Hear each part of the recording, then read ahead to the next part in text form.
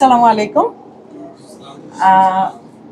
অনেক অনেক ধন্যবাদ সিসি বিজিএমইএ প্রোগ্রামকে, international standard university, Rezaul Karim sir, Munir Chowdhury, Ashfaqur Rahman, সবাইকে ধন্যবাদ। আপনারা পিছনে যারা বসে আছেন কতজন হবেন? মিনিমাম 40+। 40 জনের মতো আপনারা আছেন। মিনিমাম ধরেন 1 ঘন্টা আমার সাথে আপনারা কাটাবেন, মানে 40 man hours. I am honoured. আপনাদের এত মহামূল্যবান সময় আপনারা দেবেন, হ্যাঁ, সেটার জন্য আমি আজকে আসলে চেষ্টা করবো, কারণ অলরেডি ইন্ট্রোডাকশন বা সব কিছু কিন্তু আসলে হয়ে গেছে। এখন আমি ওই সাইডে যাচ্ছি না। আর স্যাররা যে সব মানে আপনাদেরকে টিপস দিয়েছেন, ট্রিক্স দিয়েছেন, সেগুলো কিন্তু আসলে সবগুলোই মূল্যবান, সবগুলোই কাজে লাগে। আমরা যারা স্টুডেন্ট নিয়ে ঘাটাঘাটি করি, আমরা প্রচুর স্টুডেন্ট নিয়ে কাজ করি, তো আমরা দেখেছি যে ওনারা যেগুলো জিনিস বললেন এগুলো কিন্তু আমরাও অ্যাডভাইসটা করি।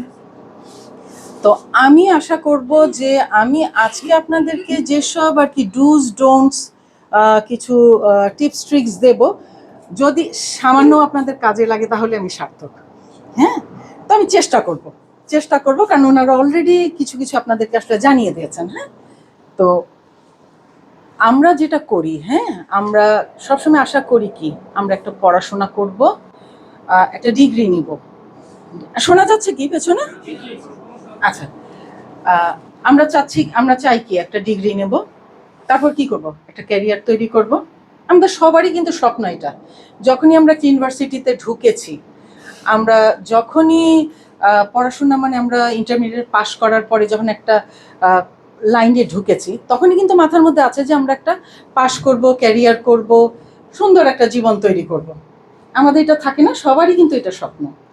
হ্যাঁ, কিন্তু আমরা দেখি অনেক সময় যে এই যে স্বপ্নটা ধীরে ধীরে যত আমরা উপরে উঠতে থাকছি, যখন আমরা পড়াশোনার প্রায় শেষ পর্যায়ে আসছি, চারপাশটা যখন আমরা দেখছি, ধীরে ধীরে কেন যেন একটা কোথায় একটা যেন কিন্তু চলে আসে না? অনেক সময় কিন্তু মনে হয় যে কি করলাম, ঠিক জায়গায় কি আছি? দেখেন, সাবজেক্ট আসলে কোনো ব্যাপার না।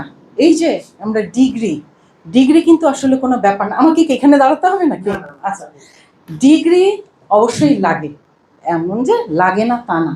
ডিগ্রিটা লাগে, এই যে কষ্ট করে আপনার 3-4 বছর ধরে পড়ছেন, কিন্তু এর পাশাপাশি আসলে যেটা ওনারা সবাই জোর দিচ্ছেন এবং এখন যেটা বলা হচ্ছে, সেটা কি বলা হচ্ছে বারবার করে? স্কিল। এটার জন্যই তো আপনাদের এখানে আসা, তাই না?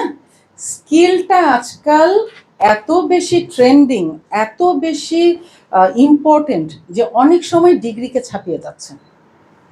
হ্যাঁ, এখন তো এটার জন্য আসলে আমরা কি করব, কি চাই আমরা? হ্যাঁ, কোম্পানিগুলা কি চাই? আমরা অনেক সময় যেই যে বলছি চাকরি নাই, আমাদের দূর অ্যাপ্লাই করে কি হবে, চাকরি আসে না, চাকরি হয় না, ডাকে না। হ্যাঁ, যে আপনারা দাগের এই বাইরে, সেই জন্য আমরা দূর থেকে যখন দেখছি তখন বলছি দূর, চাকরি আসে না, কেউ আমাদের ডাকে না। কিন্তু আমরা দাগের এই পারে যারা আছি, তারা আমরা জানি যে আমরা কত ওভারওয়ার্কড। একটা মানুষ হয়তো 3-4 জনের কাজ করছে, কারণ কি, আন্ডারস্টাফড, কোয়ালিফাইড মানুষ কিন্তু নাই।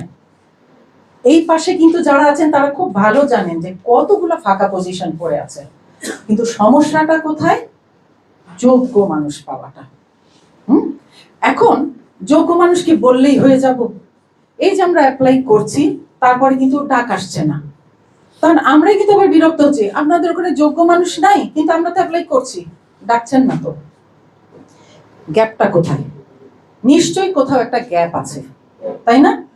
এই যে গ্যাপটা, আমরা যখন যেখানে পড়াশোনাটা করছি, যখনই আমরা ধরেন যে কোনো একটা জেনারেল লাইনেও যদি আমি পড়ি, ধরেন ইতিহাস নিয়ে যদি আমি পড়ি, আমার কিন্তু ইতিহাস নিয়েও মাথায় রাখতে হবে যে এই ইতিহাস সাবজেক্টটা নিয়ে আমি কত দূর যাব। এটা কিন্তু আমাকে গোড়াতেই চিন্তা করতে হবে। বোঝা যাচ্ছে?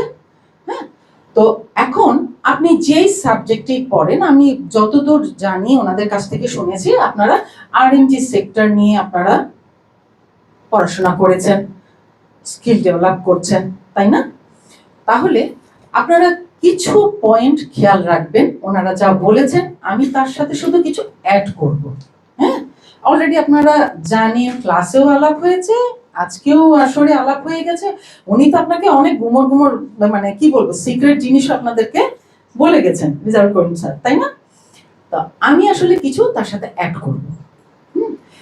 এখন দেখেন, প্রথম ব্যাপারটা যেটা খেয়াল করবেন সেটা হচ্ছে কি, শেখা বন্ধ করবেন না। প্রত্যেকদিন ঘুম থেকে ওঠেন, কোনো কিছু শেখাই কিন্তু নষ্ট হয় না। যা শিখবেন সকালে ঘুম থেকে ওঠার পরে রাত্রে শোয়া পর্যন্ত, যা শিখবেন কাজে কিন্তু লাগে। তাহলে শেখা বন্ধ করবেন না।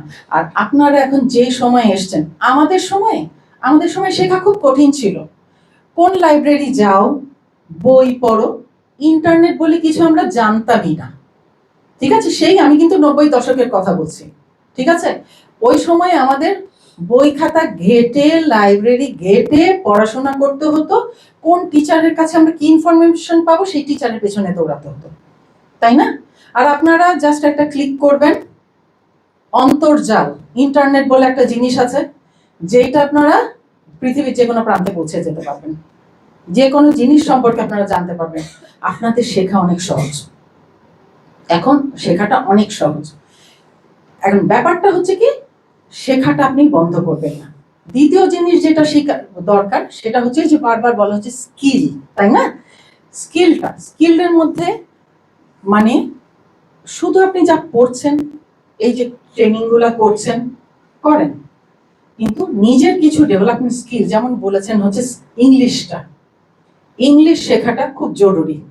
কারণ আপনারা ধরেন বাইরের বায়াররা থাকবে, ফরেন অডিটর আসে না, তারপর ফরেন কিছু ফ্রেন্ড থাকবে, এদের সাথে কমিউনিকেট করতে হবে, তো আপনাদের করতে হবে না? তাহলে ইংলিশটা জরুরি। তারপরে কি করতে হবে, ইমেল, স্যার অলরেডি বলে দিয়েছেন এমএস প্যাকেজের মধ্যে ওয়ার্ড, এক্সেল, পাওয়ার পয়েন্ট, এই তিনটা জিনিস শেখা কিন্তু আসলে খুবই জরুরি। পারেন আপনারা কয়জন এক্সেল ইউজ করতে পারেন বলেন তো? কে কে অ্যাপ্লাই ইউজ করেন দেখি হাত তোলেন। ধর 50% আপনারা এক্সেল ইউজ করতে জানেন, বাকিরা আজকে শেখা শুরু করবেন, সময় নষ্ট করবেন না, ঠিক আছে? ইনশাল্লাহ আজকে থেকে শুরু করবেন, কারণ এক্সেল আরএনজি সেক্টরের প্রতিটা অংশে লাগে, তাই না? প্রত্যেকটা অংশে এক্সেল লাগে। তারপরে ধরেন আরো কিছু আপনাদের কি কি সব টেকনিক্যাল জিনিস আছে না, ভি লুকআপ, এক্স লুকআপ, হ্যাঁ, এগুলো কিছু কিছু জিনিস আছে যেগুলো আপনারা কিন্তু একটু শেখার চেষ্টা করবেন। কেন আমি পরে বলছি আপনাদেরকে, এগুলো জিনিস কেন আপনাদের রিপোর্টিং এর জন্য কিন্তু এসব খুব লাগে। আগে থেকেই যদি আপনি চাকরিতে ঢোকার আগেই যদি শিখে রাখেন, আপনার পিছনেই তাহলে সময় নষ্ট করতে হবে না। ইন্টারভিউয়ার যখনই জানতে পারবে যে আপনি অলরেডি এগুলো জানেন, তাহলে জানে যে আপনার পিছনে বেশি সময় নষ্ট করতে হবে না, আপনাকে ডাইরেক্ট এনে কাজে বসাতে পারবে। ঠিক আছে, আপনি কিন্তু একটা অ্যাডভান্টেজ পয়েন্টে থাকবেন। ঠিক আছে, সেই জন্য এক্সেল ব্যাপারটা খুব ভালো শিখবেন, ওয়ার্ড শিখবেন, আর পাওয়ার পয়েন্ট, কারণ প্রেজেন্টেশন সবখানেই দিতে হয়, সবখানে আজকাল সবখানে। পাওয়ার পয়েন্ট করেন আপনারা? করতে হয় না? আপনাদের প্রেজেন্টেশন তো দিতেই হয়, পাওয়ার পয়েন্টটা আপনাদের খুব ভালো শিখতে হবে, ঠিক আছে? আর ওয়ার্ড তো লাগছেই, সব কম। আর আরেকটা জিনিস খুব জরুরি, যেহেতু বলছি ইংলিশ শিখবেন, যদি পারেন, যদি সময় হয়, একটু অন্য ভাষা শেখার চেষ্টা করবেন, একটা থার্ড ল্যাঙ্গুয়েজ শেখার চেষ্টা করবেন। হতে পারে ফ্রেঞ্চ, হতে পারে জার্মান, হতে পারে চাইনিজটা এখন অনেক লাগে, তারপর হচ্ছে জার্মান লাগে, কিচ্ছু না, ডুওলিঙ্গোটা ফোনের মধ্যে ডাউনলোড করবেন, খুবই ফ্রেন্ডলি একটা অ্যাপ। হ্যাঁ, আমি ডুওলিঙ্গো অ্যাড করছি না কিন্তু, হ্যাঁ, কিন্তু ডুওলিঙ্গো দিয়ে অনেক সহজ, আমার মেয়েই শিখে, হ্যাঁ, সেই জন্য আমি জানি খুব সহজ। একটা থার্ড ল্যাঙ্গুয়েজ শেখার চেষ্টা করবেন, অ্যাটলিস্ট সিভিতে যেন আপনি বলতে পারেন, কারণ বায়াররা কিন্তু বিভিন্ন দেশের হয়। হ্যাঁ, তখন একটা চাইনিজ ল্যাঙ্গুয়েজটা শেখা খুব এখন কিন্তু জরুরি আছে। পরে হচ্ছে ফ্রেঞ্চটা যেমন আছে, জার্মানটাও আছে, একটা থার্ড ল্যাঙ্গুয়েজ শেখার চেষ্টা করবেন, আমি বলছি চেষ্টা করবেন, কারণ এটা লাগে। ঠিক আছে, আচ্ছা, এরপরে যেটা আরেকটা কাজ করবেন সেটা হচ্ছে বাস্তব অভিজ্ঞতা বাড়াবেন। কিভাবে? প্র্যাকটিক্যাল নলেজ একটু বাড়াতে হবে। কিভাবে করবেন? সহজ, এই যে এরকম একটা সেমিনারে যোগ দিবেন, ঠিক আছে? বিভিন্ন রকম ওয়ার্কশপ আপনাদের চারিপাশে এখন প্রচুর হয়, প্রচুর হয়। হ্যাঁ, হয়তো বা আপনার সাবজেক্ট রিলেটেড না, একটু ঢুকে দেখেন কি নিয়ে কথা বলছে। ওই যে বললাম, প্রতিদিনই শেখার চেষ্টা করেন, কোনো জ্ঞান কিন্তু হয় না, বিফলে যায় না। হ্যাঁ, তো বাস্তব অভিজ্ঞতার জন্য কিছু হলো আপনারা কোন একটা সেমিনার, কোন একটা ওয়ার্কশপ যান, কথা বলেন সবার সাথে, কমিউনিকেশনটা বাড়ান, নিজের যোগাযোগের পরিধিটাকে বাড়ান, ঠিক আছে? যতই আপনি বাড়াবেন তত আপনার কনফিডেন্স বাড়বে, আপনার কথা বলার ইয়েটা বাড়বে। বোঝা যাচ্ছে? হ্যাঁ, আমি কি খুব কঠিন কিছু বলছি বা আপনাদের বুঝতে কি কোনো সমস্যা হচ্ছে? আমি আসলে কি সমস্যা আছে? আচ্ছা, ঠিক আছে, কারণ আমি ওনাদের দেখতে পাচ্ছি না ওই আলোর জন্য। হ্যাঁ, আচ্ছা, তো করবেন কি, যেমন বললাম যে বাস্তব অভিজ্ঞতার জন্য আপনারা কিছু সেমিনারে যাবেন। আর আপনাদের এখন যে বললাম, আপনারা এখন যে অ্যাডভান্টেজে আছেন সেটা হচ্ছে কি, অনলাইন, ওই যে অনলাইনের ব্যাপারটা, অনলাইন প্ল্যাটফর্ম যেটা, সেটা হচ্ছে অনলাইনে কিছু সেমিনার হয়, ওয়ার্কশপ হয় কিন্তু। হ্যাঁ, তো এগুলো নিয়ে আপনারা কিছু অ্যাটেন্ড করেন, 2-4টা শব্দও যদি আপনার মাথায় ঢুকে, এটাও কিন্তু আপনি পরে অ্যাপ্লাই করতে পারবেন। বুঝতে পারছেন? সেই জন্য খুব কি বোরিং হচ্ছে? হাই তুলছেন। একটা বিশেষ টেকনিক আছে ম্যাডাম, এটা একটু শেয়ার করি। আমরা সবাই একটু উঠে আবার বসি। এটা হচ্ছে এইচআর ট্রেনাররা প্রায়ই করে। একই রকম বসে থাকতে হয় কি? একটুই হয়, হ্যাঁ, একটু হাত পা ঝাড়ান, হাত পা ঘুরায় আবার বসে পড়ি। বসি। আমরা সবাই বসে যাই, ম্যাডামের কথা মনোযোগ দিয়ে শুনি এবং পার্টিসিপেট করি। আচ্ছা, কি বলছিলাম যেন? কিছু সেমিনারে পার্টিসিপেট করবেন। হ্যাঁ, এই যে 1-2টা শব্দ শুনবেন, 1-2টা টিপ মাথায় কিন্তু ঠিকই ঢুকে যায়। এটা কিন্তু মনে করতে পারবেন না কোথায় যেন শুনেছিলাম, কিন্তু জিনিসটা কিন্তু আপনার মাথায় লাগবে, কাজে লাগবে, ঠিক আছে? এগুলো জিনিস শিখবেন, যাবেন। এবং যারা স্পিকার আছেন, যারা, আমরা কিন্তু অনেক সময় করি কি, অনেক সেমিনারে যাই, অনেক রকম ট্রেনিং প্রোগ্রামে যাই, তখন ট্রেনারের কাছে কিন্তু আমরা বেশি আর কাছে যাই না। তারপরে আমরা কিন্তু জাস্ট কোনো মতো ওই দিক থেকে ট্রেনিং শেষ হয়, পেছনের দরজা দিয়ে আমরা কিন্তু রেখে চলে যাই, ঠিক আছে? শোনেন, যাদের কাছে যান, যাদের সাথে আপনারা শুনতে যান, তারা কিন্তু আগ্রহী।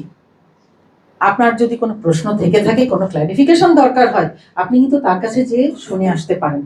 আমার কাছে তার পর্যন্ত তো আমাকে পৌঁছাতে হবে, আমার যে প্রবলেমটা তার সাথে শেয়ার করতে হবে। সেই যদি তখন ফিডব্যাক না দেয়, আলটিমেটলি তখন হচ্ছে আমার তার থেকে হয়তো আপনি চেষ্টা করবেন, আমার চেষ্টা করতে হবে, আপনি চেষ্টা করবেন যে তার সাথে কথা বলতে। বেশিরভাগ স্পিকাররা কিন্তু কথা বলতে আগ্রহী হয়। হ্যাঁ, হয়তো ওই অনুষ্ঠানে না, সময়ের কারণে, সময়ের কমের জন্য হয়তো তখন করলো না, কিন্তু পরবর্তীতে তার সাথে যোগাযোগ করেন, উনি কিন্তু জানাবেন। হ্যাঁ, তো আপনার যদি কোনো কোয়েরি থাকে, কোনো কিছু থাকে, আপনি কিন্তু তার সাথে যোগাযোগ করবেন। এই কমিউনিকেশনটা কিন্তু খুব ইম্পর্টেন্ট, কারণ অনেক ছোট ছোট ইনফরমেশন আপনি এখান থেকে শিখবেন, ঠিক আছে? আর বড় আরেকটা জিনিস যেটা আছে, সেটা হচ্ছে এখনকার আমাদের বড় মাথা ব্যথা, সেটা কি? এআই। আমরা এখন চারিপাশে শুনছি কি? এআই, চারিদিকে আর্টিফিশিয়াল ইন্টেলিজেন্স, তারপরে কি আছে জানো, আর চ্যাট জিপিটি, এআই, হ্যাঁ, আরেকটা আছে অটোমেশন, ঠিক আছে? এগুলোর কারণে এখন আমরা বলছি প্রচুর বেকার হয়ে যাচ্ছে, চাকরি তো ওরাই পাচ্ছে না, আমরা কি পাবো? ঠিক আছে, করবেন কি, এআই কিন্তু আসলে শত্রু না। এআই শিখেন, 2-1টা এআই টুল শিখে ফেলেন।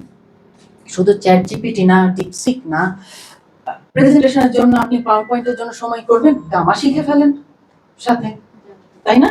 আপনার তাড়াতাড়ি হয়ে যাবে। তারপর এইরকম কিছু কিছু এআই কিছু শিখবেন, কারণ আজকাল সবখানে কিন্তু এটা একটা এডিশনাল কোয়ালিফিকেশন হিসেবে থাকবে। এআই কে ফ্রেন্ড হিসাবে নেন। আমরা কিন্তু এখন যেমন দুনিয়া জুড়ে শুনছি কি, এআই এর কারণে চাকরি যাচ্ছে, কিন্তু লাখ লাখ মানুষের কিন্তু পৃথিবী জুড়ে, মানে পশ্চিমা দেশে কিন্তু চাকরি যাচ্ছে। কিন্তু কি হচ্ছে, এইটা মানে আমি একটু বলি, যারা মানে আমার বয়সে, আমার মনে হয় না আমি কাউকে দেখতে পাচ্ছি। হ্যাঁ, 90 দশকের দিকে যখন প্রথম কম্পিউটার আসলো, হ্যাঁ, আছেন আপনি? না, আপনি আমার থেকে অনেক ছোট। আপনি আছেন না, আপনি অনেক ছোট আমার। হ্যাঁ,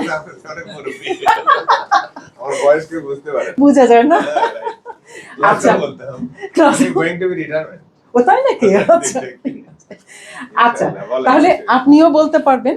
সেটা হচ্ছে 90 দশকের দিকে যখন কম্পিউটার আসে, হ্যাঁ, আপনাদের বাবা মার আমলে, হ্যাঁ, তখন চারিদিকে হই হই পড়ে যায় আমাদের দেশে যে চাকরি থাকবে না, সবাই বেকার হয়ে যাচ্ছে। ওই সময় কিন্তু প্রায় 35-36 বছর আগের ঘটনা। তখনও কিন্তু মানুষ বলতো চাকরি চলে যাচ্ছে। হ্যাঁ হ্যাঁ গেছে কয়েকজন, ওই যে কয়েকজন গুটি কয়েক টাইপিস্ট যারা ওই গভর্নমেন্ট অফিসের সামনে বসে বা পোস্ট অফিসের সামনে বসতো, যারা নিজেদেরকে চেঞ্জ করেনি, ওই কয়েকজনই মাত্র কিন্তু বেকার হয়েছে। যেই সব টাইপিস্টরা খুব চট করে কম্পিউটার শিখে ফেলছে এবং শিফট করে গেছে, তারা কিন্তু সার্ভাইভ করে গেছে, তাই না? এবং কম্পিউটার আসার পরে কত জব অপরচুনিটি হয়েছে, প্রচুর। বেকার কিন্তু কমে গেছে। কম্পিউটারকে গণনা হিসেবে এটারে কাউন্ট করছিলেন, বাট একটা সময় এটা তো মানুষই কন্ট্রোল করে। সেম এটা তো এরকম না না, আপনি আসেন, এখন আমি একটু বলি আপনাকে। এআই এর কারণে ধরেন আপনার, হ্যাঁ, অনেক বেকার হচ্ছে। আর লাখ লাখ বেকার মানে কি? লাখ লাখ অলস মস্তিষ্ক। আর অলস মস্তিষ্ক কি? এইটা আমার আরেকটা পয়েন্ট ছিল, সেটা হচ্ছে নেগেটিভিটি বন্ধ করেন। অলস মস্তিষ্ক কি? মাঝে মধ্যে ক্রিয়েটিভিটির কারখানা। আমরা প্রমাণ পেয়েছি কবে? করোনার টাইমে। করোনার টাইমে বলেন সব বাড়িতে বসা ছিল, কতগুলো অপরচুনিটি তৈরি হয়েছে যেটা আমরা আগে কল্পনাই করতে পারিনি। হয়েছে না? তাহলে বলবো তখন সব খারাপ কাজ করেছে? বরং তখন খারাপ কাজ কম হয়েছে, তাই না? হ্যাঁ, পানিশমেন্ট না, ওইটা আরেকটা রাস্তা। দেখেন তারপর থেকে কিন্তু আমাদের ক্যারিয়ার কিন্তু অনেকের চেঞ্জ হয়ে গেছে, সবাই কিন্তু শিফট করে, অনেকেই শিফট করে গেছে। তার মানে হচ্ছে মানুষ যখন বসে থাকে অনেক সময় অনেক ক্রিয়েটিভিটিও আসে, ঠিক আছে? এবং এখন দেখেন নতুন নতুন কিছু জব চলে এসছে। স্টোরি টেলিং একটা জব, আপনারা জানেন? জানেন না? হ্যাঁ, এই তো দেখেন ওনারা জানেন। হ্যাঁ, তারপর এখন কি প্রম্পট ইঞ্জিনিয়ারিং একটা জব না? এখন কিন্তু জব, ঠিক আছে? মেশিন লার্নিং ইঞ্জিনিয়ারিং, এগুলো কিন্তু এখন জব। আগে কি আমরা কল্পনা করতে পেরেছি? পারিনি। তাহলে কি হলো? নতুন নতুন ভাবে কিন্তু আসলে জব অপরচুনিটি আসছে। অর্থাৎ এআই নিয়ে কিন্তু ভয় খাওয়ার কিছু নাই, বেকারত্ব বাড়ছে এগুলো চিন্তা করার কিছু নাই। নিজেকে কতটুকু আপনি নতুন সিচুয়েশনে অ্যাডাপ্ট করছেন, কতটুকু আপনি তাড়াতাড়ি নিজেকে চেঞ্জ করছেন, এটাই কিন্তু জরুরি। আপনাদের বেশিরভাগই কি ফ্রেশার না? আপনাদের নেগেটিভিটিটাকে কমাতে হবে, ঠিক আছে? কতটুকু আমার নিজেরটা দিয়ে আমি কত ম্যাক্সিমাম নিজেকে তৈরি করতে পারি, সেইটাকে কিন্তু আপনাদের নিজেদের ক্রিয়েটিভ হতে হবে, নিজেদেরকে বের করতে হবে, ঠিক আছে? আর আরেকটা জিনিস হচ্ছে যে কি বলবো, রিজেকশন অ্যাকসেপ্ট করতে শিখতে হবে, কি তাই না? রিজেকশনকে অ্যাকসেপ্ট করতে শিখতে হবে। আপনাদের যখনই দেখবেন যে এখানে চাকরি হলো না মানে তা কেন হলো না, আমাকে এটা বের করতে হবে, আমাকে ফাইন্ড আউট করতে হবে আমার মিস্টেকটা কোথায় ছিল অ্যাপ্লিকেশনে, ঠিক আছে না? আমার ল্যাকিংস গুলো কোথায় ছিল, কেন রিজেক্টেড হয়েছে, আমাকে ওটা বের করতে হবে। আর অ্যাপ্লিকেশন করা, চাকরি খোঁজা, এটা কিন্তু কোনো ইভেন্ট না যে আমি একটা দুইটা করলাম শেষ। এটা কিন্তু একটা প্রসেস। যেহেতু এটা একটা প্রসেস, অতএব এটার পিছনে আপনাকে লেগে থাকতে হবে। প্রতিদিন একটা নতুন নতুন অ্যাপ্লিকেশন করবেন এবং প্রতিদিন নতুন নতুন শিখবেন, ঠিক আছে? চেষ্টা করবেন প্রত্যেক সপ্তাহে অন্তত একটা, মিনিমাম একটা বা দুটা অ্যাপ্লাই করতে, দুটা জায়গায়, ঠিক আছে? সেই জন্য রিজেকশনকে অ্যাকসেপ্ট করার মানসিকতা থাকতে হবে। হতাশ হলে চলবে না। আপনাদের বয়স এখন হতাশ হওয়ার মতো কিছু না, কিছুই দেখেননি এখনো দুনিয়ার, ঠিক আছে? পৃথিবীতে এখনো বহুত জিনিস আছে দেখার। এটা দেখার জন্য হলো দেখতে হবে, আপনাকে মাথায় রাখতে হবে এটা শেষ কোথায় আমাকে দেখতে হবে, ঠিক আছে? সেই জন্য নিজেকে আসলে ক্রিয়েটিভ হতে হবে। বোঝা যাচ্ছে? ভাষা কি লাগছে নাকি আমি মোটামুটি প্রিসাইজ আছি? আচ্ছা, এখন যেটা করবেন আমি বলছি সেটা হচ্ছে যে একটা জায়গায় এখন আপনি অ্যাপ্লাই করবেন, এটা একটা লম্বা একটা প্রসেস, যেহেতু বলছি যে এটা একটা প্রসেস, তাহলে কোথাও একটা আপনি অ্যাপ্লাই করতে চাচ্ছেন, ঠিক আছে, দেখলেন সার্কুলার, দেখলেন জব পোর্টালে, দেখলেন নিউজ পেপারে, দেখলেন, আমরা তো এইসব জায়গাতেই দেখি না সারাক্ষণ, কিন্তু আমরা এখানেই ঘোরাঘুরি করি, করি কি? হ্যাঁ করি। আচ্ছা, ওইখানে মনে হয় একটু আওয়াজটা কম আসলো, আমরা করি, করবো, রেসপন্সিভ হবেন হ্যাঁ। আচ্ছা, যখন আমরা যেখানে আমরা অ্যাপ্লাই করছি বা করব, তখন আমার কি করতে হবে? প্রথমে আমি কি করব? আমি প্রথমেই যেটা করব সেটা হচ্ছে একটা জব পোর্টালে বলেন, নিউজ পেপারে বলেন, জেডিটা যেটা আছে সেটা ওই যে স্যার কিন্তু বললেন যে খুব ভালো করে, দরকার পড়লে 100 বার পড়বো, ঠিক আছে, আগে আমি এটা পড়বো। আজকেই আপনি যখন বিডি জবসে ঢুকবেন, ঢুকে নিয়ে আপনার মতো দেখবেন, তখনই কিন্তু প্রথমে কিন্তু প্রায় 100 বার পড়বেন, মানে আমি কথায় কথায় 100 বলছি না, সত্যি 100 বার পড়বেন, প্রতিটা পয়েন্ট খেয়াল করবেন, ঠিক আছে। এটার পরে আপনাকে দুটা কাজ করতে হবে, সেটা হচ্ছে ওই কোম্পানি নিয়ে রিসার্চ করতে হবে, তারা কি করে, কি চাচ্ছে, পজিশনটা আসলে কিসের জন্য, এখানে এরা কিরকম, এই পজিশনের জন্য স্যালারি রেঞ্জ কেমন, আগে থেকে এগুলো কিছুটা হোমওয়ার্ক করবেন, বুঝছেন? সব পাওয়া যায় আপনাদের এখনকার, বললাম তো আপনাদের সময় এখন সব পাওয়া যায়, যেহেতু পাওয়া যায় প্রথমে রিসার্চটা করবেন যে কিসে অ্যাপ্লাই করছেন, তারপরে যেটা করবেন সেটা হচ্ছে সেই অনুযায়ী নিজের একটা কভার লেটার লিখবেন আর একটা সিভি লিখবেন, ঠিক আছে। কভার লেটারটা 3টা প্রশ্নের উত্তর আপনি ওখানে দিবেন, আপনি কে, আপনি কেন অ্যাপ্লাই করছেন, কোম্পানি কেন আপনাকে নেবে, এই 3টা প্রশ্নের উত্তর 300 থেকে 400 শব্দের মধ্যে, 3টা 4টা প্যারাগ্রাফের মধ্যে লিখবেন, খুব সিম্পল ফন্ট, যেমন কমন ফন্ট যেগুলো এরিয়াল, টাইমস নিউ রোমান, হ্যাঁ, 10 থেকে 12 পয়েন্টের মধ্যে 1 পৃষ্ঠার মধ্যে একটা কভার লেটার লিখবেন, ঠিক আছে। আচ্ছা, কভার লেটার লিখবেন, এরপরে লিখবেন হচ্ছে একটা সিভি। আমরা কি করি, আমরা বেশিরভাগ সময় কি করি, একটা খেটে খুঁটে সিভি বানাই, জীবনে একটা সিভি বানাই, আল্লাহর ওয়াস্তে ওইটাকে করি কি আমরা সবখানে ছাড়তে থাকি, করি না?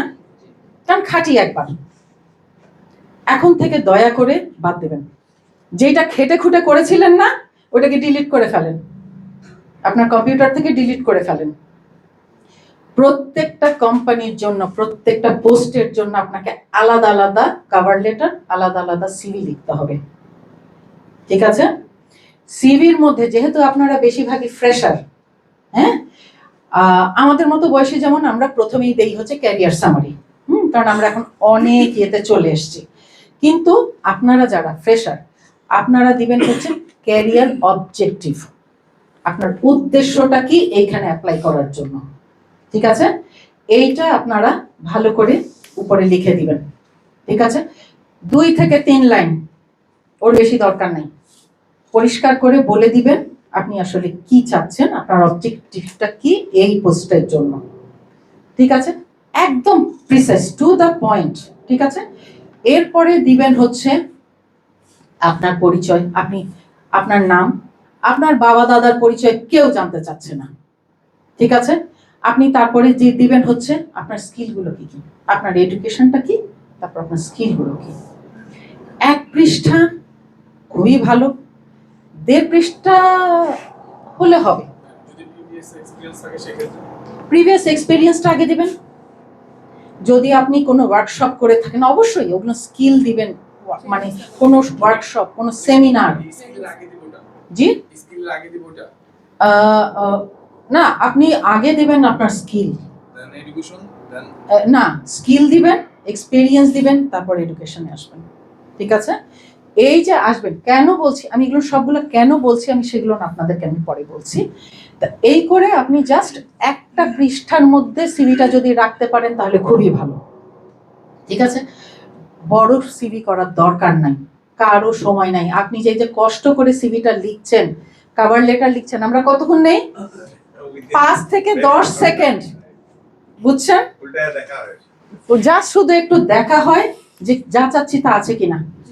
আপনি যে এই যে এত সুন্দর করে সিভি লিখেছেন, 5 থেকে 10 সেকেন্ড নেওয়া হয় সিভি পড়ার জন্য, কারণ একটা পোস্টের জন্য হাজার হাজার সিভি আসে, কারো সময় আছে তো পড়ার? নাই। অতএব ওই 5 থেকে 10 সেকেন্ড আপনার সিভিটা যেন কেউ ধরে এবং 10 সেকেন্ডের বেশি যেন কেউ পড়ে, ওই রকম করে আপনাকে লিখতে হবে। সেটা আপনি কিভাবে লিখবেন আমি বলছি আপনাকে। আপনার যে জেডিটা আছে না, জেডিতে আপনার যেগুলো লেখাগুলো আছে ওই বরাবর আপনি দিবেন, কারণ যখন খোলা হয়, খুলে কভার লেটারে আমি তো যেটা চাচ্ছি সেটা এখানে আছে কিনা, ইয়ের মধ্যে আপনার সিভির মধ্যে ওইটা আছে কিনা। ওইটা যদি হয় তবেই শর্ট লিস্ট হয়ে যাবে। যদি ওটা না থাকে, বিভিন্ন কাহিনী আপনি লিখেছেন, কেউ পড়বে না, কোনো দরকার নাই। ঠিক আছে? আর এটিএস সম্পর্কে কি আপনাদের আইডিয়া আছে? হ্যাঁ, কিভাবে এটিএস রিডেবল করা হয় আপনাদের? ট্র্যাকিং সিস্টেম আছে কিনা, হ্যাঁ। বাকিদের অনেকেরই হয়তো ধারণা নাই দেখে মনে হচ্ছে, আছে কি? আমি কি একটু বলবো? আচ্ছা, এটিএস হচ্ছে অ্যাপ্লিক্যান্ট ট্র্যাকিং সিস্টেম। ঠিক আছে? বিশেষ করে আরএমজি বলেন, এমএনসি বলেন, এগুলোতে হাজার হাজার অ্যাপ্লিকেশন আসে। এত অ্যাপ্লিকেশন কেউ পড়তে পারবে না, এটি ইনহিউম্যান। ধরেন আপনার 1000 সিভি যদি আসে, 1000 সিভি পড়ার মতো ক্ষমতা একটা পোস্টের জন্য একটা মানুষের পক্ষে সম্ভব না। তখন করা হয় কি, একটা সফটওয়্যার আছে, এটিএস এর বিভিন্ন কোম্পানির সফটওয়্যারগুলো থাকে, ওগুলোর ভেতর দিয়ে ওগুলোকে পাস করা হয়। মেশিন কি করে, ওই কিওয়ার্ডগুলোকে ধরে ধরে ওই কিছু সিভিকে শর্ট লিস্ট করে ফেলে। ওই কিওয়ার্ডগুলো যদি ওখানে না থাকে, ওই সিভি রিজেক্টেড হয়ে যায়, বাদ হয়ে যায়। এই জন্য হয় কি, অনেকেই বলে আমার এত অভিজ্ঞতা এত কিছু, কিন্তু আমাকে শর্ট লিস্ট করা হয়নি। দোষ দেওয়া যাবে না, কারণ বিভিন্ন ওয়ার্কশপ করার কারণে এগুলো আমাদের আস্তে আস্তে আমরা এগুলো ছাড়াই করতে হচ্ছে। যেমন আমরা আগে করতাম কি, যেমন একটা সিভিকে যেমন আপনি ওইটাই ঘনরে আমরা হচ্ছে দিয়ে দিচ্ছি, জি, কিন্তু ওই কোম্পানির যে মানে স্ট্র্যাটেজিক প্ল্যানিং বা ওদের সামারি বা ওরা রিকোয়ারমেন্ট কি, এগুলো না দিয়ে হচ্ছে আমরা মানে আমি ওই প্রসঙ্গে আসছি, আমি ওটাতেই আসছি, এখন ওখানেই বলবো। সেটা হচ্ছে যারা জানে না, আমি আসলে তাদের জন্যই বলছি। হ্যাঁ, আচ্ছা, হয়েছে কি, এই মেশিনটা কি করবে, আপনার যে ওই যে জেডিটা আছে না, যে জন্য আমি বলছি যে জেডিটা যেটা দেয়া হয়, জেডির মধ্যে কিছু কিওয়ার্ড থাকে। আপনাদের আরএনজি সেক্টরে কিন্তু কিছু কিওয়ার্ড থাকে, তাই না? যেমন ধরেন আপনাদের কি আছে, টিএনএ, তারপরে হচ্ছে আপনার এলসি থাকবে, ব্যাক টু ব্যাক এলসি, এরকম কি বেশ কিছু অভিজ্ঞতা না থাকলে সে মার্চেন্ট না, হ্যাঁ, এরকম কিছু টার্মগুলো থাকবে। হ্যাঁ, আপনার ওইটা জেডির মধ্যে কিন্তু থাকে। ওই কিওয়ার্ডগুলোকে আপনার সিভির মধ্যে এবং কভার লেটারে যখন আপনি আপনার পরিচয়টা দিবেন এবং যখন আপনার স্কিলগুলো, যখন আপনি বলছেন যে আমি কেন এখানে অ্যাপ্লাই করছি, ওইখানে যে আপনি এই এই টার্মগুলো কিন্তু আপনি দেবেন, যে আপনি এগুলো জানেন, এগুলোই কিন্তু মেশিন পড়বে। ঠিক আছে? এবং আরেকটা জিনিস আমি পয়েন্ট বলতে ভুলে গেছি, সেটা হচ্ছে এই যে এটিএস এর জন্য আপনি যেটা সিভি আপনি সাবমিট করবেন, এগুলো কিন্তু পিডিএফ ফরম্যাটে দিবেন। ঠিক আছে? জেপেগে না, হ্যাঁ, দেবেন না। আর ওই জন্য পিডিএফ ফরম্যাটে দিবেন। এবং মেশিন কি করে, মেশিন হেডার ফুটার পড়ে না। অতএব হেডার এবং ফুটারে কোনো ইনফরমেশন দিবেন না। ঠিক আছে? এটা মেশিন পড়বে না, আপনার ভেতরের কন্টেন্টটা পড়বে। ঠিক আছে? যা কন্ট্যাক্ট নাম্বার টাম্বার সব কিন্তু ভেতরে দেবেন। ঠিক আছে? এর মেশিন ওইটা করতে পারে। এখন যেটা করবেন, তারপরে আরেকটা জিনিস আছে, টেবল। আমরা অনেক সময় খুব সুন্দর করে সাজানোর জন্য একটা টেবিল বসিয়ে দিই, কলামে কলামে লিখি। ঠিক আছে? মেশিন এগুলো পড়তে পারে না, মেশিন লেফট থেকে রাইটে পড়ে। ঠিক আছে? তো সেই জন্য ওই যে আমরা অনেক সময় কিছু ইমোজি বলেন বা ধরেন একটা খুব সুন্দর করে একটু কালার দিয়ে একটু সিভিটাকে একটু সাজানোর চেষ্টা করি, করতে যাবেন না, এটা মেশিন পড়ে না। ঠিক আছে? আপনি এগুলো কিচ্ছু করতে যাবেন না, আপনি ইনফরমেশনটা দিবেন, ইনফরমেশন জেডি অনুযায়ী ইনফরমেশনগুলো দিবেন।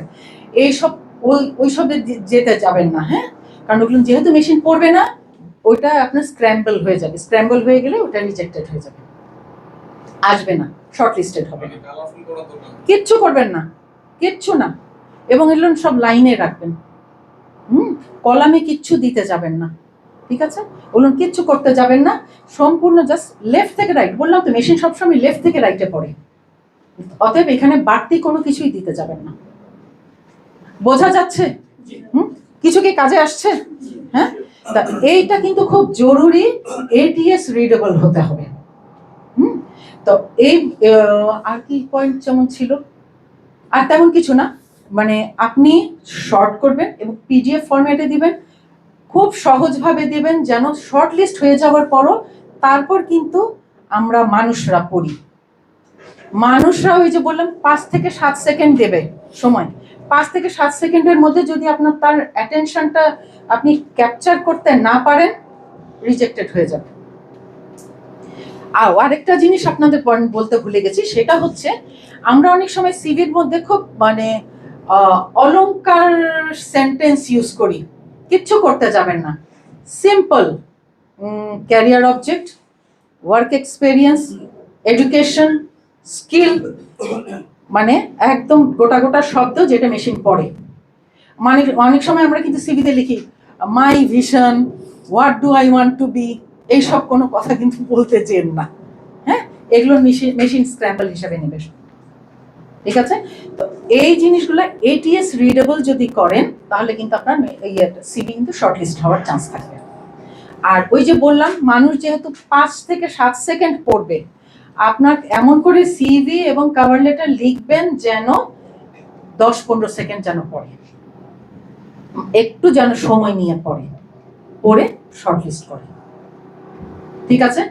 এই যে জিনিসটা বললাম এটার পরে কিন্তু এইটুকু একটু ফলো করেন, দেখবেন যে অনেকখানি কিন্তু ডাক আসবে। কিন্তু তারপরে ওই যে বলে রাখছি বারবার, রিজেকশন অ্যাকসেপ্ট করার মতো মেন্টালিটি থাকতে হবে। মিস্টেকটা আমার কোথায় ছিল সেটা ফাইন্ড আউট করবেন। এরপরে আর একটু ছোট একটু জিনিস একটু বলি, সেটা হচ্ছে সেই মাহেন্দ্র খানের কথা, সেটা হচ্ছে ইন্টারভিউতে কল পাওয়া। অনেক সময় ইন্টারভিউতে এরপরে যখন ডাকটা আসে, হ্যাঁ, চেষ্টা করবেন এটা একটা অপরচুনিটি, যেহেতু একটা অপরচুনিটি, জিনিসটাকে আপনি হেলাফেলা করে নষ্ট করবেন না।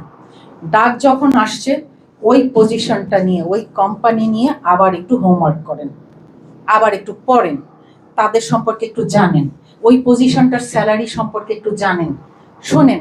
আজকাল কিন্তু ওই যে যখন বলে না যে আপনার এক্সপেকটেশন কি, আমরা কি বলে দিই, আপনাদের কোম্পানি যা স্ট্যান্ডার্ড আছে তাই দিবেন, এরকম এগুলো কিছু কিন্তু এখন না। প্রশ্নের উত্তরটা কিন্তু হতে হয় যে হ্যাঁ আমি এটা রিসার্চ করেছি, আমি জেনেছি, আমি এইরকম ধরনের একটা পজিশনের জন্য এই ধরনের স্যালারি হয়, ঠিক আছে, আমি এটার জন্য রাজি আছি।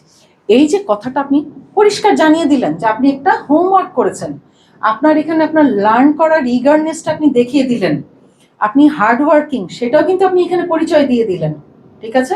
কারণ একজন এমপ্লয়ার যখন আপনাকে ইন্টারভিউতে ডাকবে সে কিন্তু অলরেডি জানে আপনার এক্সপিরিয়েন্স নাই, অতএব আপনার কাছে কি দেখবে, সে দেখবে আপনি শিখতে আগ্রহী কিনা, আপনি টিম মেম্বার কিনা, কোনো প্রবলেম সলভ করতে পারেন কিনা, হার্ড ওয়ার্কিং কিনা, আপনি কিছু শিখতে চাচ্ছেন, এই যে ব্যাপারগুলো এগুলোই কিন্তু আপনার কাছে জানতে চাইবে।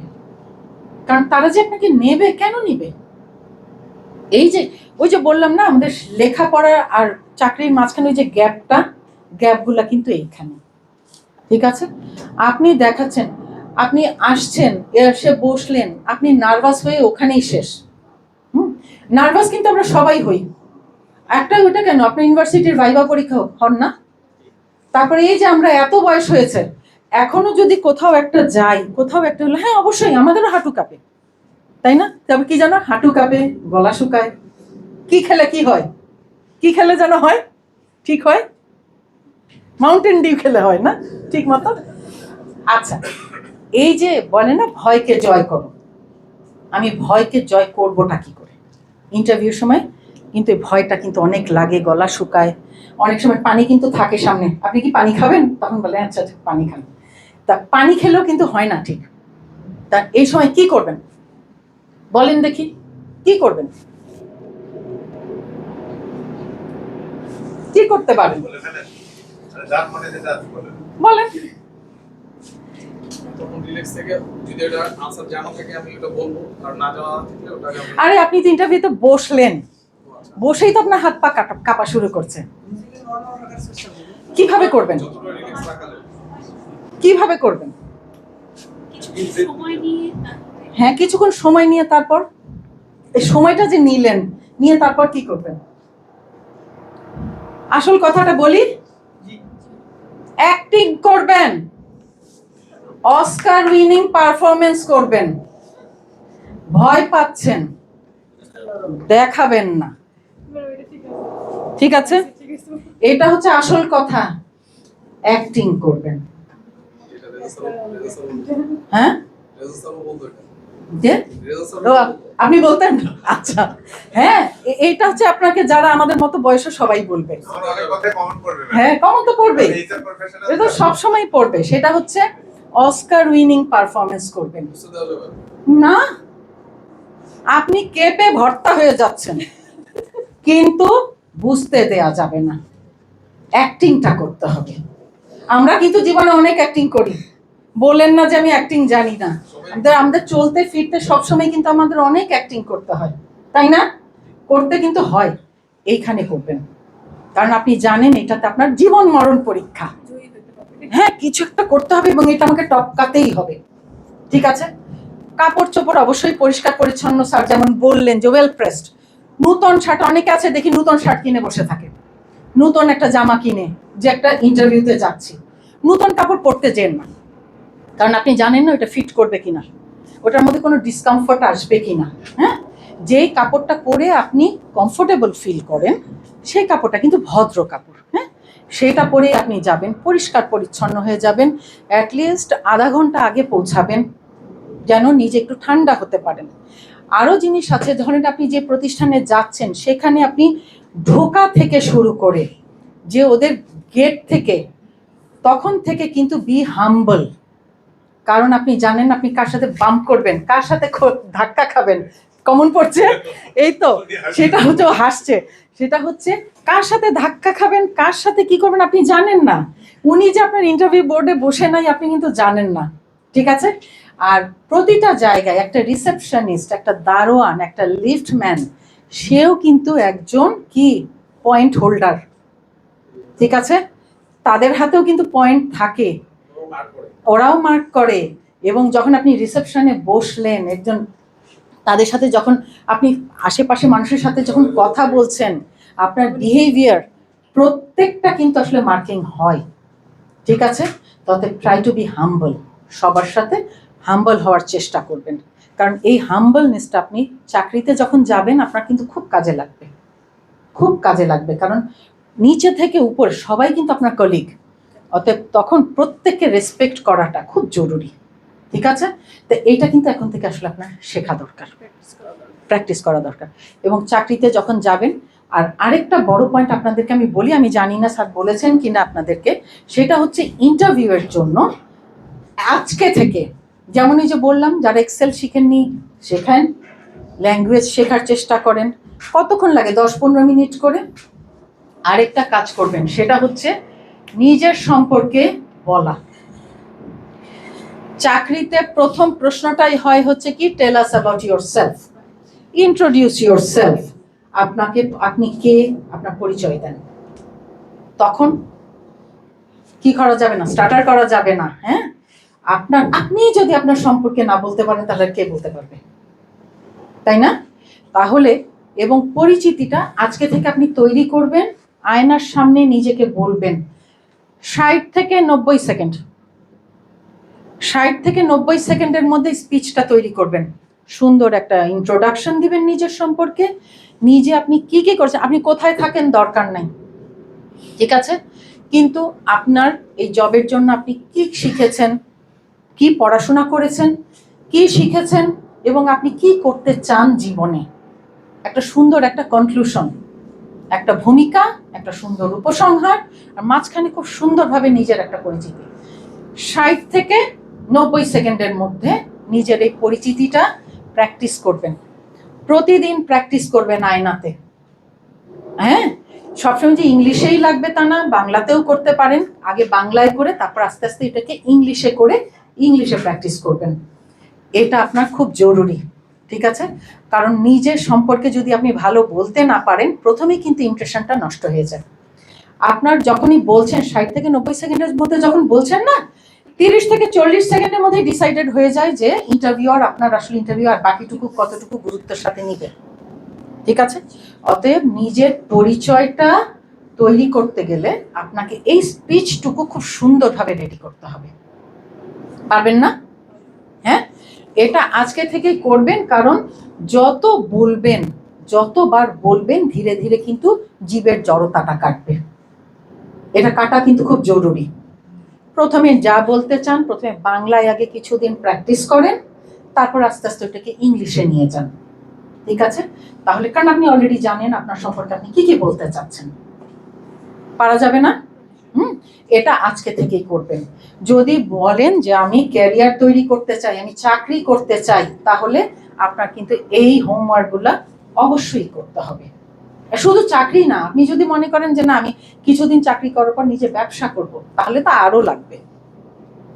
ঠিক আছে, তা আমার এই যে মানে মোটামুটি আমার ধারণা আমি আইডিয়া দিয়ে দিলাম, অনেকটা আমি দিয়ে দিলাম। এখন বাকিটুকু আসলে সম্পূর্ণ আপনাদের হাতে, আপনারা কি করবেন। কিন্তু ওই যে আমি শুরু থেকে একটা জিনিস বলি, বি পজিটিভ। ঠিক আছে, যখনই কেউ কোনো নেগেটিভ কথা, কেউ কিছু মানে শুনবেন, চেষ্টা করবেন ওইটা পজিটিভিটিতে মোড় ঘোরাতে। ওই যে কি অলস মস্তিষ্ক কি এখন ক্রিয়েটিভিটির কারখানা। ঠিক আছে, তবে নিজেকে সবসময় পজিটিভ রাখেন। আমি অনেকটা সময় একা একা বক বক করে গেলাম, যে এখন বলেন আর কি কারো কোনো কোয়েশ্চেন আছে, কিছু আছে? ক্লান্ত, টায়ার্ড, ছেড়ে দেন না, জেনে গেছেন। আচ্ছা জি বলেন। ইন্ট্রোডিউসিং এর ক্ষেত্রে পয়েন্টগুলো কি কি হবে, মানে কি কি পয়েন্টগুলো আমরা জিজ্ঞেস করলে আমরা কি বলবো বা আমরা আপনারই আচ্ছা আপনার ইন্ট্রোডাকশনের জন্য আপনি কি কি পয়েন্ট ইউজ করবেন? আচ্ছা, মাইক্রোফোন ইউজ করতে পারেন। অলরেডি বলে ফেলছেন। আচ্ছা, এই ক্ষেত্রে ওই যে আপনি কভার লেটারে যেসব জিনিস বলছেন, ঠিক আছে, আপনি কে, আপনার দেশের বাড়ি কোথায় কেউ জানতে চাবে না। ঠিক আছে, আপনি কে, আপনার পড়ালেখাটা কি করেছেন, স্কিলগুলো আপনার কি, ঠিক আছে, আপনি এখানে কেন অ্যাপ্লাই করেছেন, ঠিক আছে, কেন অ্যাপ্লাই করেছেন, এবং কোম্পানি আপনাকে কেন নেবে, তাদের বেনিফিটটা কোথায়। ঠিক আছে, বাস এইটুকুই। এইটাই আপনার কভার লেটারে আপনি যেটা দেবেন সেটাই কিন্তু আপনি এখানে বলবেন। ঠিক আছে, সেটাতে তো কোম্পানির পরিচিতিও দরকার এখানে, ওটা তো আমরা করব। হ্যাঁ, এটা আপনি কোম্পানির পরিচিতিটা দরকার। আপনি তো প্রথমে কভার লেটারটা যখন করছেন অলরেডি, তখন কিন্তু আপনি হোমওয়ার্ক করে ফেলছেন কোম্পানি সম্পর্কে, তাই না? পজিশনটা সম্পর্কে কিন্তু হোমওয়ার্ক করে ফেলছেন, অতএব অলরেডি কিন্তু আপনি জানেন যে আপনি আসলে কি করছেন। কোম্পানি তো ভ্যারি করবে, আর যখন আপনার ইন্টারভিউতে ডাক আসবে তখন তো অলরেডি আপনি আবার প্রিপারেশনের জন্য তো কিছুটা সময় পাচ্ছেন। ওই সময় আবার আপনার যে মুখস্থটা আছে সেটার ভিতরে তখন ওই কোম্পানির ওই পজিশন এবং ওদের যেই যা যা যা ক্রাইটেরিয়াগুলো ছিল সেগুলো তখন ইনকর্পোরেট করে ফেলবেন। হলো? আর কিছু আছে? ছেড়ে দেবো? সবচেয়ে বেশি ভালো লাগছে অভিনয় করাটা। এটা এখন শিখেছি। হ্যাঁ, কোনটা? সবচেয়ে বেশি ভালো লাগছে যে বোর্ডে গিয়ে অভিনয় করতে হবে। না, মানে ভালো লাগার কথা না, এটা বাস্তব। এইটা বাস্তবতা যে অভিনয় করতেই হয়, কারণ যখন আপনি চাকরিতে যাবেন, আর বড় কথা হচ্ছে কি আপনি ইন্টারভিউতে বড় জিনিস দেখবেন, যারা ইন্টারভিউয়ার তারা আপনাদেরকে যাচাই বাছাই করবে যে আপনি কতটুকু অ্যাডাপ্ট করার ক্ষমতা রাখেন। অভিনয় করা মানেই হচ্ছে আপনি অ্যাডাপ্ট করতে পারেন, যে কোনো সিচুয়েশনে আপনি অ্যাডাপ্ট করতে পারেন, নিজেকে মানায় নিতে পারেন আপনি নিজেকে। এই ব্যাপারটা অভিনয় করা মানেই কিন্তু আপনি এটা করছেন। উনি যিনি উল্টা দিকে বসা আছেন উনি অভিজ্ঞ মানুষ, উনি আপনার চেহারা দেখে আসলে বুঝতে পারছেন আপনি নার্ভাস, কিন্তু আপনি যে ওটা দেখতে না দিয়ে আপনি যে তারপরও স্বাভাবিকভাবে জিনিসটাকে আপনি বলছেন, উপস্থাপন করছেন, উনি তো ওটা অ্যাপ্রিশিয়েট করবেন এবং ওইটা দিয়ে উনি বুঝে যাবেন আপনি অ্যাডাপ্ট করতে পারেন। ঠিক আছে, এবং আপনাকে ওই জন্য আর যাচাই বাছাই করবেন কি করে, আপনি কিরকম টিম মেম্বার, আপনি কিভাবে শিখতে চান কি চান না, আপনাকে তো ওই রকমই রিলেটেড কিছু দুই একটা প্রশ্ন অবশ্যই করবেন ওনারা। ঠিক আছে, আর বড় জিনিস, একটা হাততালি দি, একটা হাততালি দি। এটা খুবই ইম্পর্টেন্ট একটা পয়েন্ট আপনি বলেছেন, সেটা হচ্ছে কার কার লিঙ্কডইন প্রোফাইল আছে? হাত তোলেন।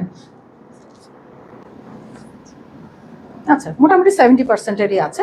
বাকি 30% যাদের নাই, আপনারা ওই যে বললাম আজকেই খুলে ফেলেন। ঠিক আছে? লিঙ্কডইন প্রোফাইলটা খুব জরুরি। লিঙ্কডইন প্রোফাইলটা কি করে, অনেক এমপ্লয়াররা কি করে, আপনাকে কল করার আগে আপনার প্রোফাইলটা চেক করে। এখানেও কিন্তু আপনার পার্সোনালিটি সম্পর্কে অনেক আইডিয়া পাওয়া যায় যে আপনি কতটুকু প্রফেশনাল সেটা। হ্যাঁ, এখন লিঙ্কডইন প্রোফাইল যখন আপনি খুলবেন, খোলার জন্য যেটা করবেন সেটা হচ্ছে একটা প্রফেশনাল ছবি আগে দেবেন। ফটো, নিজের যে ছবিটা তুলবেন সেটা কিন্তু প্রফেশনাল হতে হবে। আমরা ফেসবুকে দেখি না অনেক অ্যাস্থেটিক ছবি টবি দেওয়া হয়, এগুলো একটাও দিবেন না। ঠিক আছে? সুন্দর, যেখানে আপনার চেহারা পরিষ্কার বোঝা যাচ্ছে এবং দেখে মনে হচ্ছে যে আপনি একজন প্রফেশনাল, আপনি চাকরি করতে আগ্রহী, সেই প্রোফাইল একটা ছবি দেবেন। হেডলাইনটা খুব স্ট্রং দিবেন। ঠিক আছে? যে আপনি কি চান, আপনি কেমন, সেই জন্য ওইভাবে একটা হেডলাইন দেবেন। তারপরে নিজের স্কিল, আপনি যে কয়টা শিখেছেন, পড়ালেখা তো দিচ্ছেনই, এ যাবত আপনি যে কয়টা ধরেন করেছেন, অনলাইন করছেন, সবগুলা দেবেন। এবং খোলার পরে যেটা করবেন সেটা হচ্ছে বিভিন্ন প্রফেশনালদের সাথে কমিউনিকেট করবেন ওখানে। এবং এই লিঙ্কডইন প্রোফাইলটা আপনাকে এখনই খুলতে হবে, খুলে এবং বিভিন্ন প্রফেশনালদের সাথে কমিউনিকেট করতে হবে। এখান থেকে আপনার কাছে তখন কন্টিনিউয়াসলি অনেক ইনফরমেশন থাকবে। দিনে অন্তত একবার লিঙ্কডইনটা খুলবেন, খুলে নিয়ে দেখবেন আপডেট কি, এখনকার দিনে কি কি হচ্ছে। কারণ লিঙ্কডইন কি করে, সিস্টেম ওর অ্যালগরিদমটা যেরকম, সেটা হচ্ছে আপনি যেখানে যেখানে সার্চ করবেন, ফেসবুকের মতো ইনস্টাগ্রামের মতোই, যে আপনি যা যা সার্চ দেবেন, যেগুলো কোম্পানিকে সার্চ দিবেন, সেই ধরনের ইনফরমেশনই আপনাকে কিন্তু বারবার দেবেন।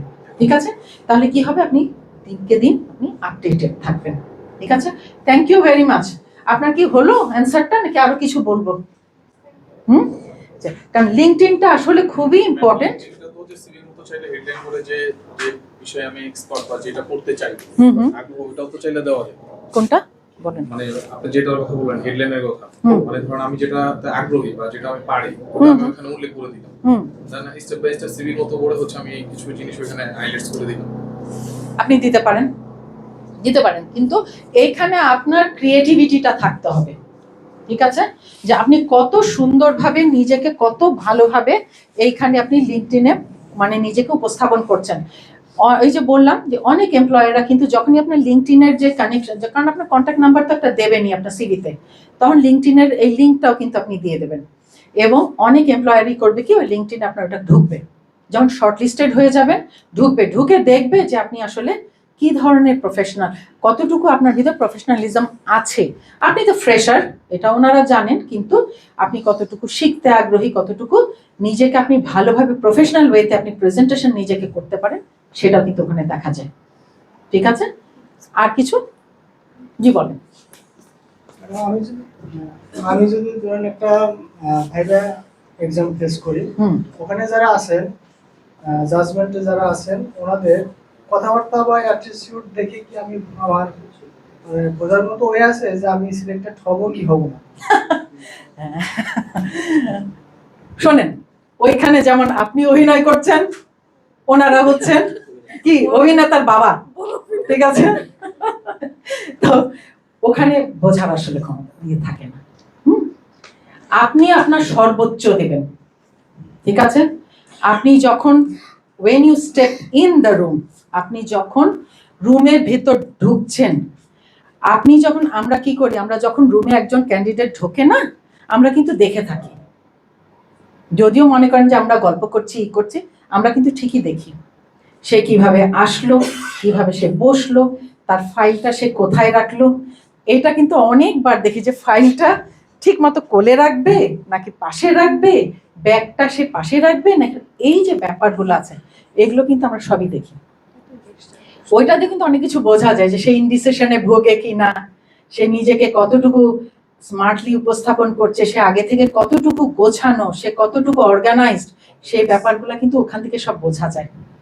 আপনি যখন ঢুকছেন, যখন আপনি কথা বলছেন, ধরেন আমি এমন এমন যদি করতে থাকি, স্বাভাবিকভাবে আমার কিন্তু কনফিডেন্সের অভাব আমি কিন্তু দেখাচ্ছি, তাই না?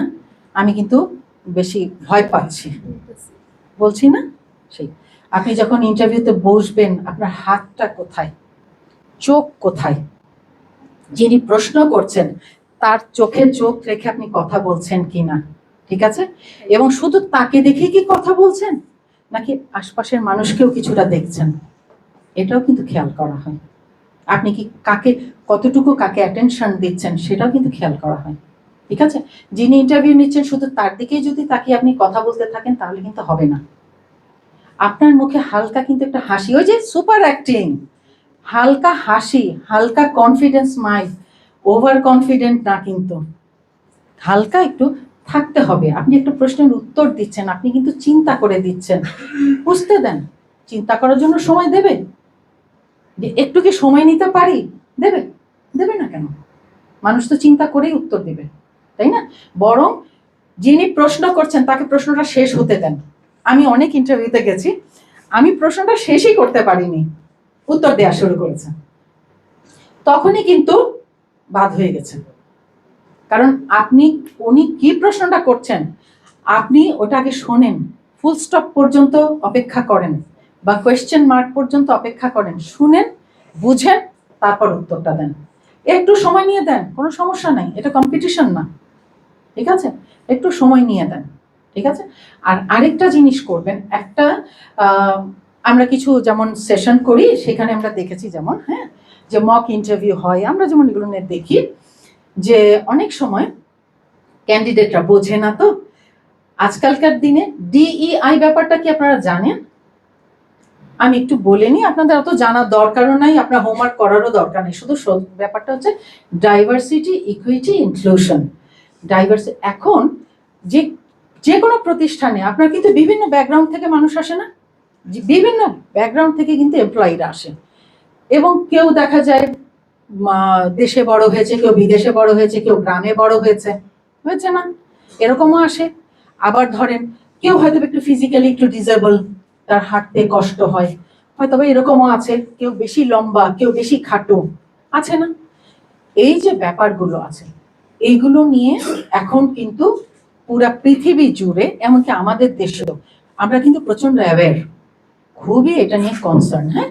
এবং এই জন্য এমন কিছু বৈষম্যমূলক অ্যান্সার দিবেন না যেখানে এগুলো পরিষ্কার বোঝা যায়। যেমন আমরা একটা উদাহরণ বলি, একটা ইন্টারভিউ বোর্ডে একটা ক্যান্ডিডেট এসেছিল, খুব ভালো সে ইংলিশ বলে, খুবই ভালো, আমরা যে প্রশ্নটাই করছি না কেন সে প্রত্যেকটা প্রশ্নের খুব সুন্দর উত্তর দিচ্ছে, সে ইন্ট্রোডাকশন দিচ্ছে সুন্দর, কনক্লুশন দিচ্ছে, আমরা তো বুঝে গেছি যে একে তো নেবই, ঠিক আছে? আমরা কিন্তু এইভাবে কোনো প্রশ্নই করিনি, হট করে সে একটা ছোট্ট একটা লাইন সে বলেছে, একটা বড় অ্যান্সারের মধ্যে মাঝখানে একটা অ্যান্সার বলেছে, কি মানে একটা এক্সপ্লেনেশনের মধ্যে সে বলে ফেলছে যে ছেলেরা মেয়েদের থেকে বেশি ভালো পারফর্ম করে। এইটা একটা ডাইভার্সিটির একটা বড় একটা ব্যাপার, হ্যাঁ, ছেলে মেয়ে এই যে ব্যাপারগুলো, এইটা বলাতে কিন্তু সে খুব সুন্দর উত্তর দিয়েছে, বেচারা জানেও না, ওইটার জন্য কিন্তু সে আউট হয়েছে, ঠিক আছে? অতএব বৈষম্যমূলক কোনো উত্তর দিতে যাবেন না, ঠিক আছে? কারণ এটা নিয়ে বেশ কড়াকড়ি এখন, যে মানে শহর থেকে, আমি তো স্যার গ্রামের থেকে এসছি, আমি তো এগুলো ভালো বুঝি না, এগুলো কখনো বলতে যাবেন না, না, এগুলো কখনো বলতে যাবেন না। নেগেটিভ কথা, বৈষম্যমূলক কথাবার্তা, এগুলো কখনোই বলতে যাবেন না। কারণ আপনাকে যদি প্রশ্ন করে যে আপনার সাথে একজন যিনি আছেন ফিজিক্যাল ডিসেবল, তখন আপনি তার সাথে কি করে কোপ করবেন, আসতে পারে কোশ্চেন, আপনি কি করে উত্তর দিবেন? হ্যাঁ, এই যে ব্যাপারটা, এগুলো কিন্তু এখন ইকুইটির ব্যাপারটা যেহেতু আছে, অতএব এইখানে একজন ফিজিক্যাল ডিসেবল আর একজন, এরা কিন্তু সব সমান, ঠিক আছে? এগুলোর ব্যাপারগুলো, এবং ইনক্লুশন, এবং সবার কথা এখন কিন্তু শোনা হয়, সবার কথা শুনতে হবে, এই যে ব্যাপারগুলো আছে, সবার মতামত নিতে হয়, এই যে ব্যাপারগুলো, এগুলো কিন্তু আপনাদের খেয়াল করতে হবে, ঠিক আছে? আপনার এত গভীরে যাওয়ার দরকার নাই, শুধু বৈষম্যমূলক কোনো উত্তর দিতে যাবেন না, ঠিক আছে? এই ব্যাপারে খুব কেয়ারফুল, ঠিক আছে? আর কোনো প্রশ্ন আছে? জি ম্যাম, আমার একটা প্রশ্ন ছিল। জি, বলেন। মানে দেখা যায় হচ্ছে আমরা ইন্টারভিউ সেশনের মধ্যে ম্যাক্সিমাম প্রশ্ন ইংলিশে করা হয়। তো আমরা মাঝে মাঝে দুই একটা কোশ্চেন আটকে যেতে পারি আর কি। তো আমরা যদি বাংলাতে কোশ্চেন করি, এই ক্ষেত্রে কি কোনো প্রভাব পড়বে নাকি ইন্টারভিউ সেশন? আপনি যতক্ষণ উত্তরটা দেখেন, আপনি ওই যে বললাম শুরুতেই যে এখন থেকে স্পোকেন ইংলিশটা একটু নিজেকে চেষ্টা করতে থাকবেন, ধীরে ধীরে এটা এখনই করতে থাকেন। কারণ দুনিয়ায় সবকিছু আপনারা এই যে বললাম আরএমজিতে কিন্তু আপনাদের ফরেন বায়ার, ফরেন অডিটর এরা কিন্তু আসবে। অতএব ইংলিশটাকে কিন্তু আপনাকে রপ্ত করতেই হবে। দরকার নাই খুব ভালো উচ্চারণ, আর বড় কথা গ্রামারের ব্যাপারে বলার ক্ষেত্রে গ্রামারে অত মাথা ঘামানোর দরকার নেই। আরেকটা পয়েন্ট আমি এখানে বলতে ভুলে গেছি, যেটা খুবই সিরিয়াস ব্যাপার, সেটা হচ্ছে সিভি এবং কভার লেটারে spelling mistake no no no, spelling mistake থাকা যাবে না। যেই মুহূর্তে একটা স্পেলিং মিস্টেক যদি থাকে আপনি কিন্তু রিজেক্টেড, ঠিক আছে? অতএব একটা সিভি পাঠানোর আগে, পিডিএফ করার আগে আপনারা খুব ভালো করে দেখে নেবেন স্পেলিংটা ঠিক আছে কিনা, বানান ভুল হওয়া চলবে না। কিন্তু বলার ক্ষেত্রে গ্রামার যদি ভুল হয় কোনো সমস্যা না, আপনি নিজেকে এক্সপ্রেস করতে পারছেন কিনা এইটাই জরুরি, ঠিক আছে? আপনি কতটুকু স্বতঃস্ফূর্তভাবে বলছেন সেইটাই জরুরি। হ্যাঁ, আবার অনেকখানে আছে ইন্টারভিউর সময় বলে দেয় যে ঠিক আছে আপনি বাংলাতেই বলেন, সেটাও বলে। যখন বললো তখন আপনি বাংলায় বললেন, ঠিক আছে? কিন্তু আমার রিকমেন্ডেশন থাকবে চেষ্টা করেন, কারণ আপনারা এখন নতুন ক্যারিয়ার শুরু করছেন, এখনই এই জিনিসটাকে প্র্যাকটিস করে ফেলেন না, ঠিক আছে? গ্রামার নিয়ে চিন্তা করেন না, কারণ আমাদের এডুকেশন সিস্টেম এমন, ছোটকাল থেকে এমন গ্রামার শেখানো হচ্ছে, গ্রামারের ভয়ে আমি ইংলিশ শিখি না, ঠিক আছে? চেষ্টা করবেন এক্সপ্রেস করতে, নিজেকে কতটুকু ভালো করে এক্সপ্রেস করা যায় সেইটুকু, ঠিক আছে? ইংলিশে বলাটা চেষ্টা করা ভালো।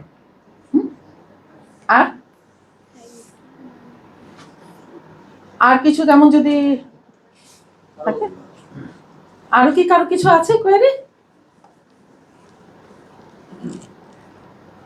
আর যদি না থাকে তাহলে কি এখন ইনশাল্লাহ, তাই না?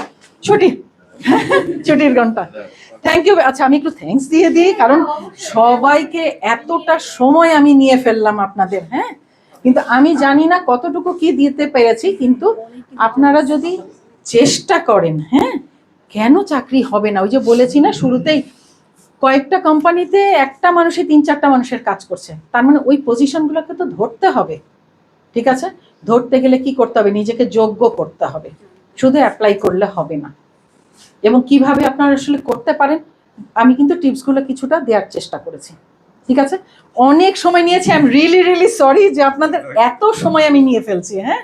আচ্ছা, চেষ্টা করলাম আর কি, ঠিক আছে? Thank you very much. হ্যাঁ, আচ্ছা।